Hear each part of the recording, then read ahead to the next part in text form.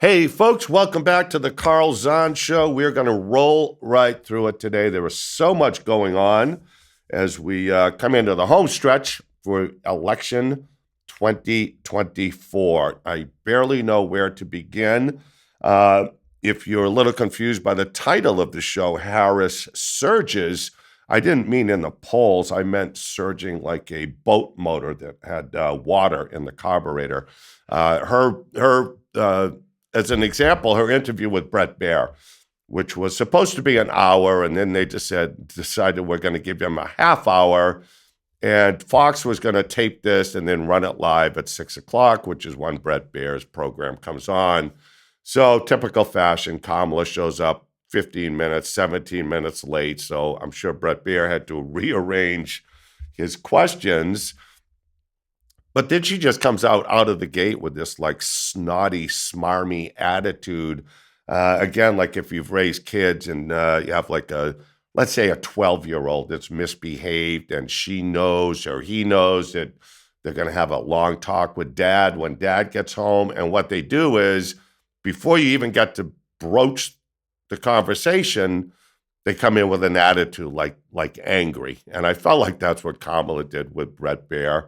It was just anger, anger, anger. She mentioned Trump's name like 113 times, which is absurd. He hasn't been president for the last 4 years. It's been her and Joe Biden.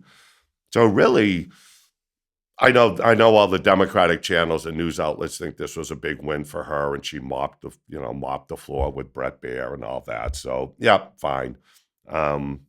I don't think intelligent people perceive it that way at all. She tried to filibuster her way through the whole thing, not let Brett Baier shoehorn his way in, and you could tell he was having trouble doing that. And then the heavy scolding that she did to him at the end about Donald Trump and democracy, and again, this from the party who just basically, as Jim Gaffigan pointed out at the Al Smith dinner, which we'll get to, from the party that just basically instituted a coup and removed the elected nominee and installed Kamala Harris. So we are really in now some kind of cosmic bunny hole as we get down to the last few days before the election. So much crazy stuff going on. Also, want to mention, I don't know if people know this, but one of my hobbies is putting together little vacation excursions for people, like small groups, 10 or 12, 14 people. We recently did a whitewater rafting trip, and very often this time of the year, we'll do like foliage tours or bike trips. What I'm working on right now is a turkey hunting trip with Dick Cheney and Tim Waltz. Very limited number of tickets if you want to sign up. And by the way, these tickets will be non-refundable for obvious reasons. So if you do want to get into the Cheney Waltz turkey hunt, just comment under the show here. I'll see what I can do to get you in on that. That promises to be a bang-up time.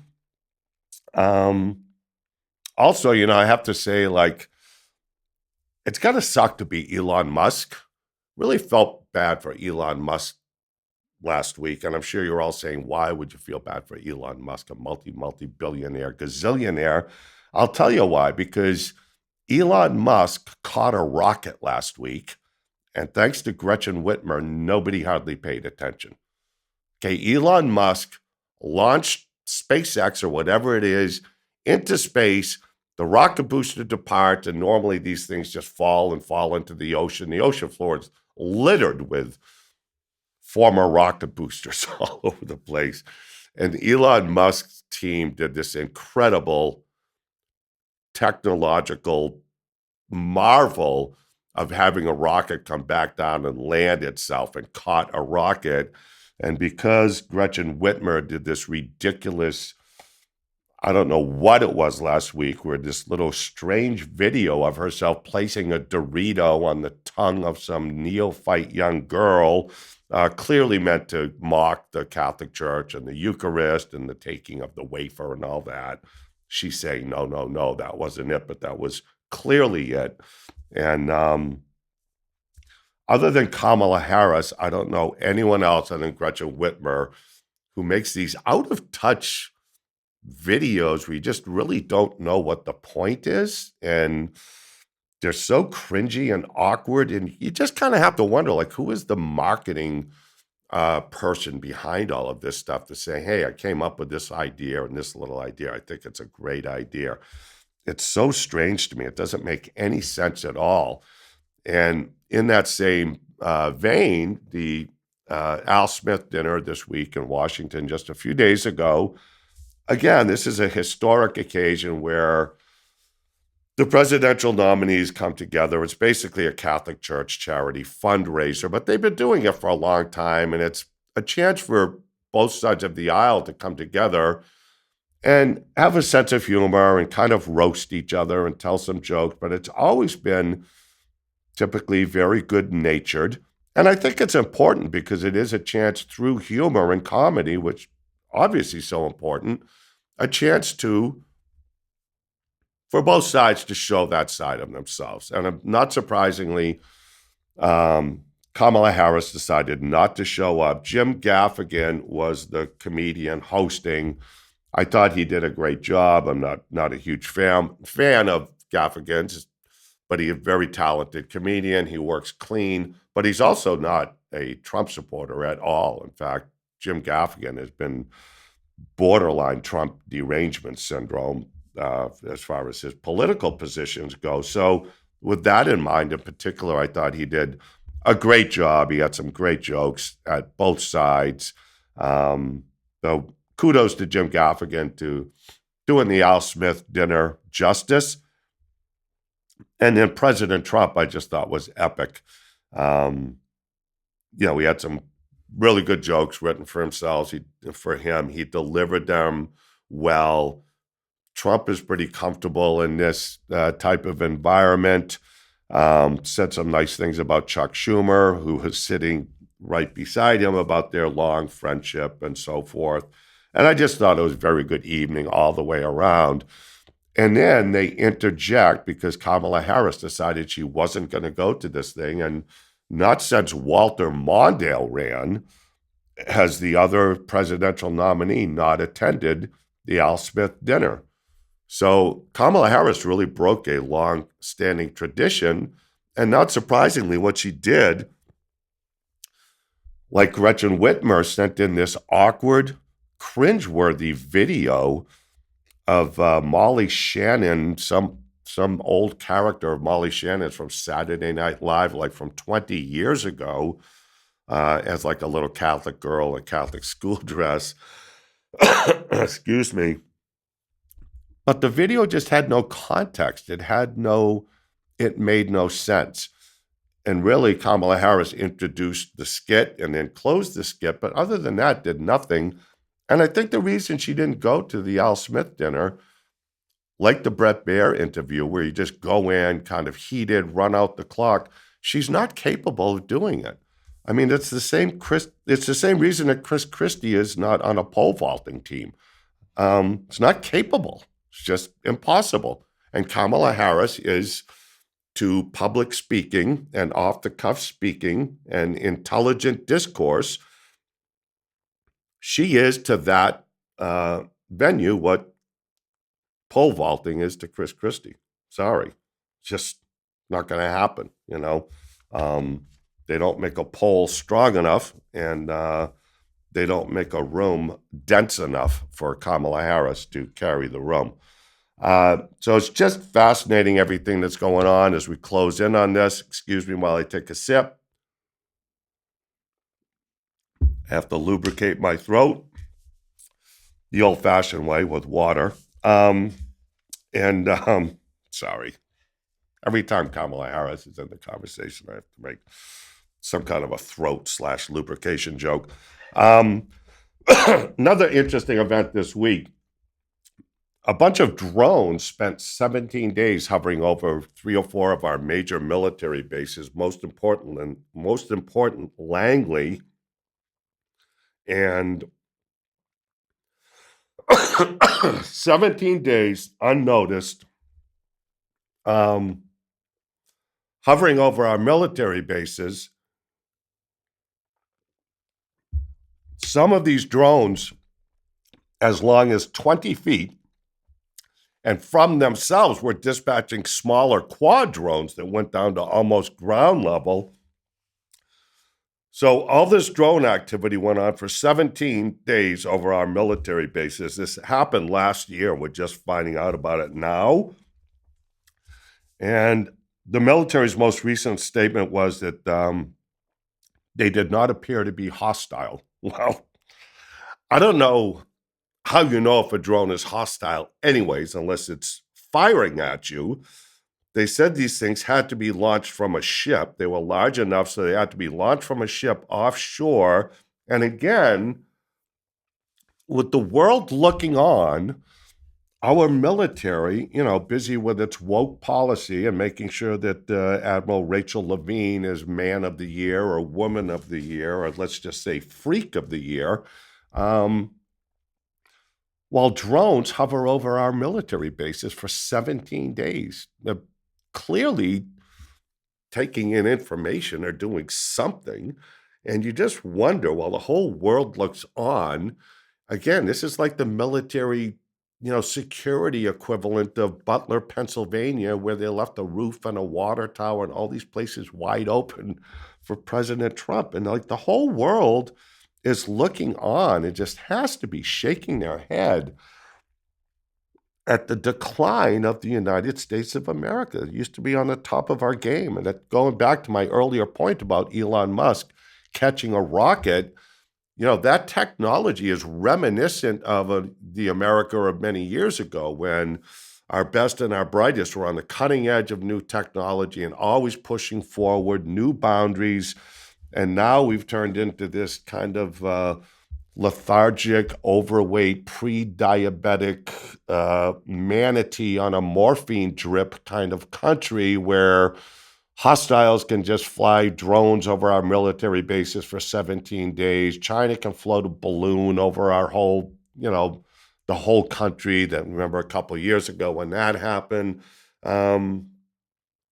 We really are kind of like turned into the drunk babysitter, and you just get away with anything under this watch. Just, it's so sad. And it's also the very reason, by the way, that Donald Trump, RFK Jr., Elon Musk, the new team, it's the very reason that they are likely to win by an electoral landslide in just a couple of weeks from now, because even people who are not inclined or tilted towards conservatism or the Republican Party, I think a lot of people are really sick of it.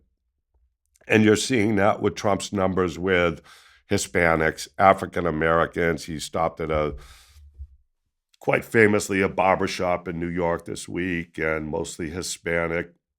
And again, what Kamala Harris can't do is just so easy for Trump. He can walk into a place like that. He can hold his own. He can have an impromptu conversation that's lucid and meaningful,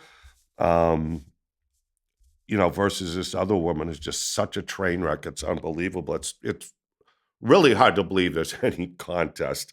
Jim Gaffigan made a great joke during the Al Smith dinner about the undecided vote. And it's like, really? Who is undecided at this point? And it's a very good point and a great joke. And then the other thing that happened this week, which is utterly fascinating to me, I used to do a joke when I was doing comedy years ago about and I am of Italian heritage, so this is slightly tilted in my favor. But I said, I would always rather do business with the mafia, because at least the mafia has a code. Politicians and the federal government, there is no code. Look at Joe Biden as an example.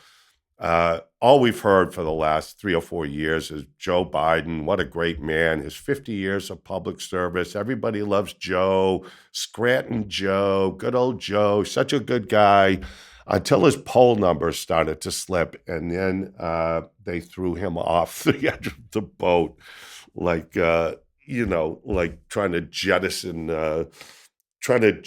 heavy articles in an airplane that's going down with 3 engines on fire. So, good old Joe that they love so much, they thought nothing of disposing of him when he became a liability to the party. And then they had this utterly fascinating clip. If you haven't seen it, you have to find it. So at Ethel Kennedy's funeral last week, and I'm sure everyone has seen this, there's this clip of Joe Biden and Obama speaking with each other, and Bill Clinton is just off camera, like 3 or 4 feet away, kind of trying to hear what's going on. And I'm sure people have seen this because clearly there was a conversation going on with Joe Biden and Barack Obama. And it just reminded me because there's this organ music playing in the background, very loud. And to me, it was like, oh my God, this is like the last scene of The Godfather with Al Pacino in the church, the baby's being baptized, and simultaneously the organ music's playing in the church.